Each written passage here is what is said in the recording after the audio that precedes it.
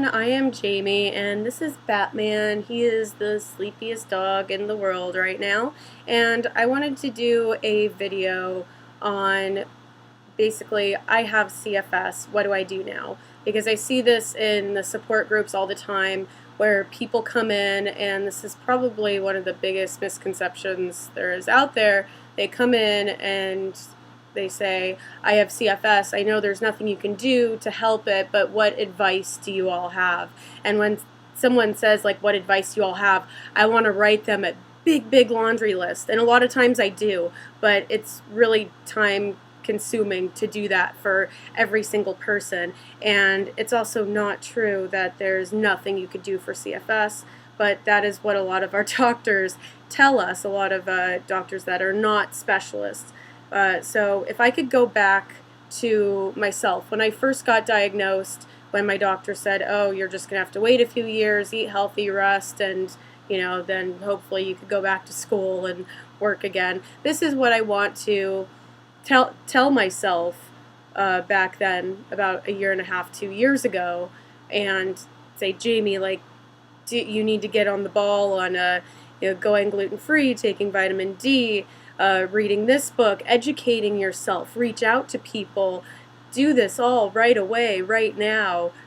This is all the stuff that I would want to tell myself, and I hope that this helps you, and I hope that this especially helps people that first get diagnosed and may be anxious and don't know what they can do or if there's anything they could do. And let me tell you, there is a lot that they can do, but for this illness, there is no one treatment size fits all, or else we would all be better. There are things that work for more people than some other things, which I am definitely going to get to. So the order that I'm going to be telling you this in is not necessarily the order you should do this in.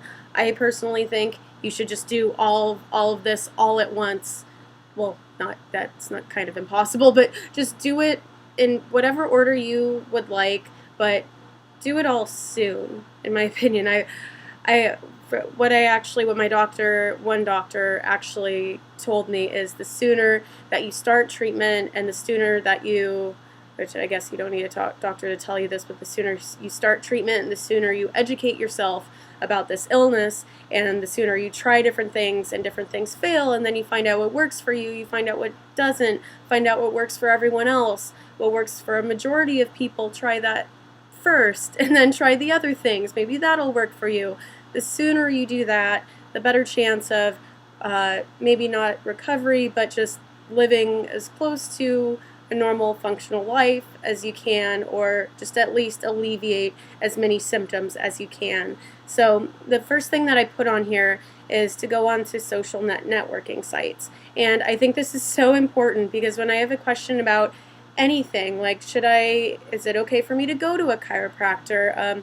How do I deal with this with work? How do I get disability? Any question I have, you're just going to get a big pool of answers. You can listen to someone that you have kind of gotten a general rapport with and that you trust, or just a majority of people may have the same answer, and you're like, okay, well, if this is working for 5 people as opposed to just one person telling me this, then maybe I'll try that first. It's a really good way to go, and it's just a really good idea to kind of get into the CFS little community. It's kind of interesting. We have our own little online community because a lot of people have tried to have support groups where you go out, but a lot of people are too tired to do that. So we do a lot of our stuff online, and we're on there to help other people. And so I think it's a really good thing to do. Ask about doctors. If you're, let's say for example, I will use myself, and I've actually done this before. Say I'm in Los Angeles, California. Does anyone know a CFS or fibromyalgia literate doctor in the area? And when you're on a support group with over 10,000 people, there's a good chance that someone may be able to help you with that. You can ask about treatments, and like I said, if 5 to 10 people say a certain treatment, and you get a bunch of different people, 5 different people saying a different treatment, but only one person each, then maybe try the treatment that 10 people are saying. It's a good way to go. And just any general questions, that's what we are we are here to help. And most of the things that I'm going to be talking about, I will put links in the description. So I'm going to put my favorite support groups in the description, and they have helped me through a lot, and I very, very, very highly recommend them. And then the next thing I have down, which I have some videos, I'm going to be swatting away flies. They're just absolutely ridiculous, and you'll see some really funny things in the bloopers. Flies are crazy right now. So another thing that I put down is, first and foremost, you have to be your own advocate. It is important to find a doctor, but if you do find a CFS specialist or ME specialist, fibromyalgia specialist, a lot of them are in really, really high demand. I have 2 specialists that I see.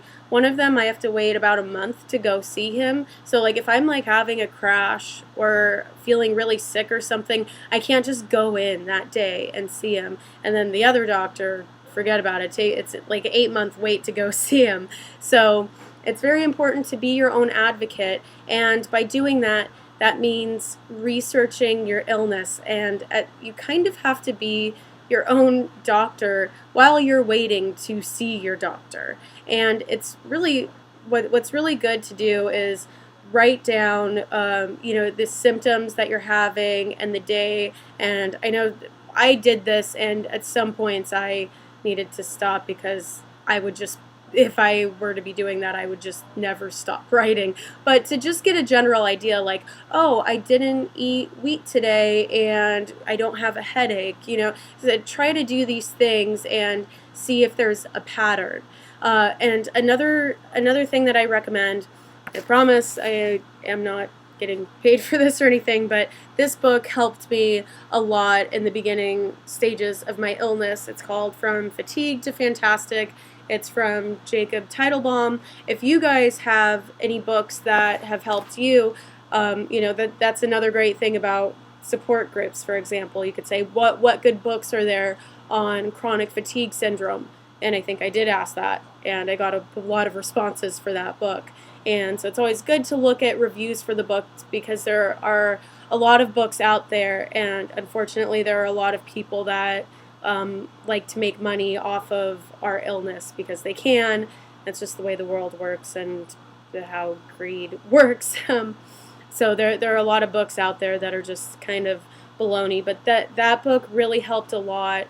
So if you're having symptoms, swatting flies, if you're having symptoms like pain, you go to the section that says pain, and they say, oh, if you're having like this sort of pain, get this test, try this supplement, try this, and you can also share this book with your doctor, which is really great. And if your doctor does not have a lot of knowledge about CFS, this is a really great book because, for example, what it does is it has you check off certain things, like certain symptoms, and it'll say, oh, get this test. So I happen to find a really great doctor that I would just tell them, can you please order a low cortisol test or saliva cortisol test, and then sure enough it would be low, and then we go on to treating it, and then the book says how to treat it.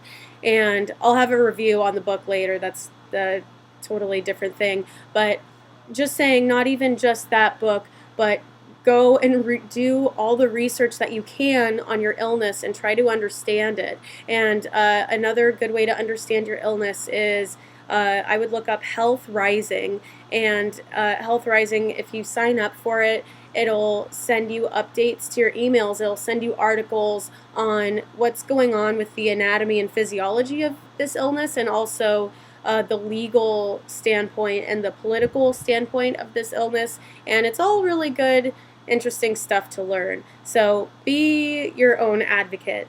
I think that's very important. And as far as being your own advocate, that doesn't mean that you shouldn't have your doctor.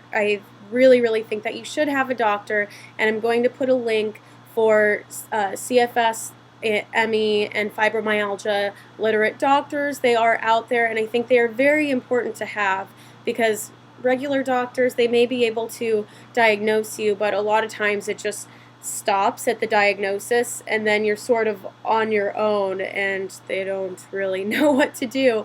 But I just had the biggest weight lifted off of my shoulders when I finally did see a specialist, and by that time I was actually on the treatment that's working really well for me, LDN, so I was doing really well.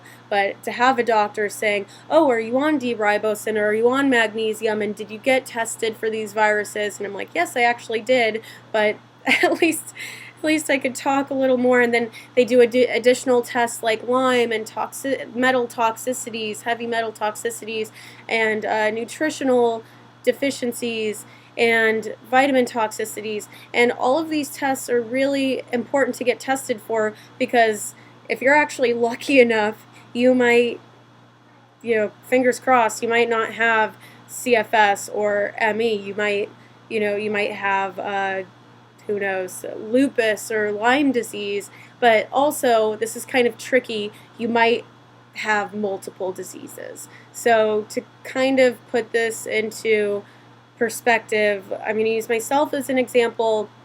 I have Hashimoto's and I have chronic fatigue syndrome, and I know that I have this because I've had Hashimoto's for a long time, but I haven't really had anything very bad happen symptomatically with Hashimoto's. I've been a little tired. Swat these flies away and you guys can't even see it, so I probably look crazy.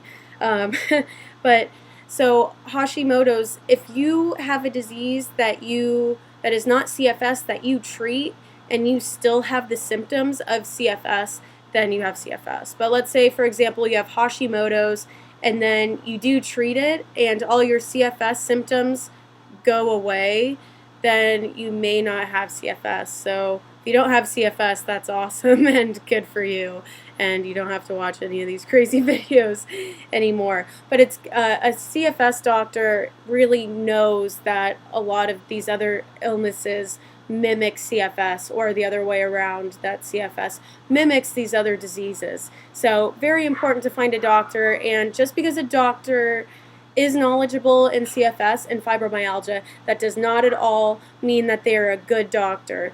There are good and bad doctors in every specialty, and so it's very important to look up reviews on your doctors and make sure they're not in it for the money or have really horrible bedside manner, or just trying to rip you off or whatever. So I will put a link to that, and I actually have a whole other video on that, on how to pick out a doctor. And then something else I want to touch on, which I have a few videos on these, but this is just, like I said, something I would want to tell myself when I first got diagnosed.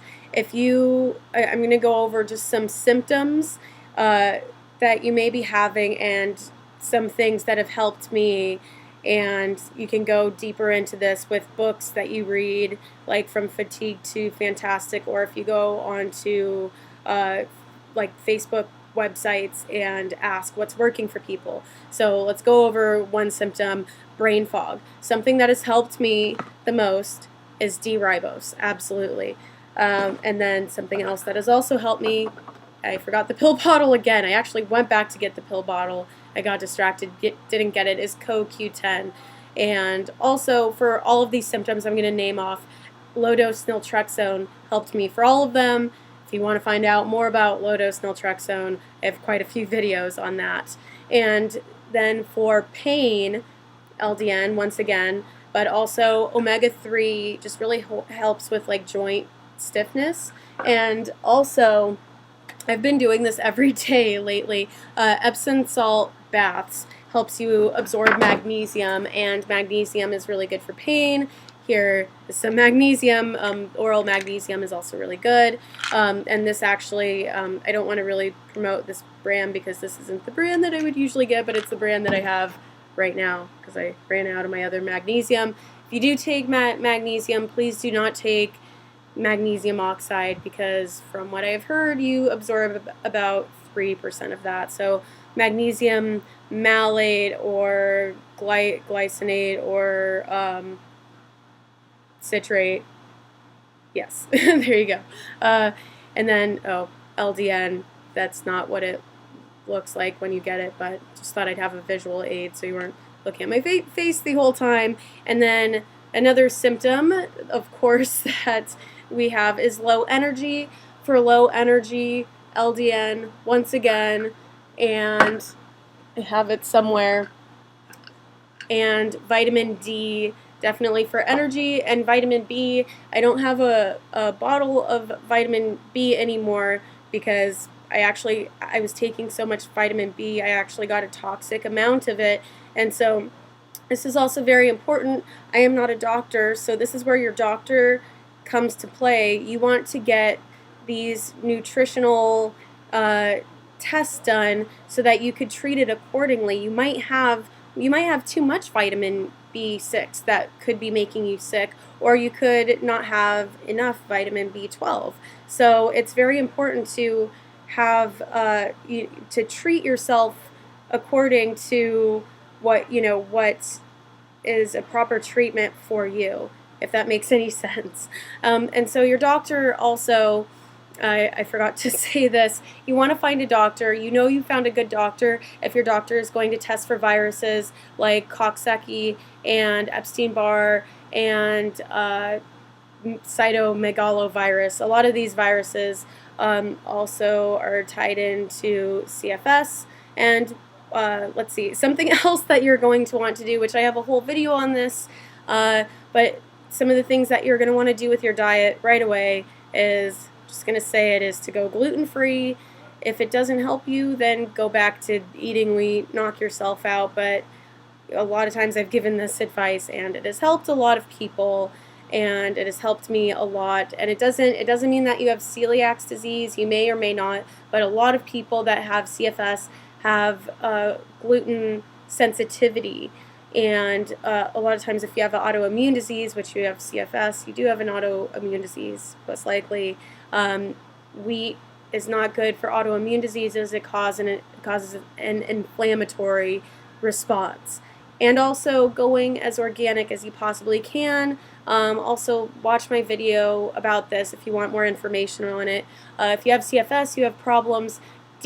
Pat is trying to readjust himself. You have issues detoxing, so having chemicals, which a lot of our food is either poison or it's medicine nowadays, and the poison is the chemicals, and if you can, you want to try to get that out of your diet as much as you can. Let's see, I think that might be all I have, except no, it's not all I have. I have more. This is a long video because I'm talking about how long it is, and because there's just so much that you're going to want to do.